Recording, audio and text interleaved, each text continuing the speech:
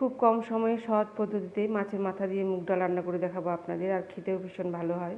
উনুনে pressure cooker বসিয়ে দিয়ে তেল দিয়ে দিয়েছি। তেল গরম হতে দিয়ে দিলাম একটা তেজপাতা, একটা দারচিনির টুকরো, শুকনো লঙ্কা দুটো, জিরে, পেঁয়াজ কুচনো। এবার ভালো করে লাল করে ভেজে নিয়ে দিয়ে দিলাম মুগ ডাল, দিয়ে দিলাম আদা কুচনো। একটু নেড়ে চেড়ে ডালগুলোকে ভেজে নিয়ে দিয়ে দিলাম জল পরিমাণ মতো। এবার প্রেসারে দুটো সিটি দেওয়ার পরে ঢাকনা খুলে নেব। ডালগুলো ভালোভাবে সেদ্ধ হয়ে গেছে। এবার হাতা দিয়ে গলিয়ে নেব ডালগুলোকে, আর পরিমাণ মতো আবারও জল দিয়ে দেব। হাতা দিয়ে একটু নেড়ে দিয়ে দেবো দুটো কাঁচা লঙ্কা চেরা, পরিমাণ মতো হলুদ আর সামান্য চিনি।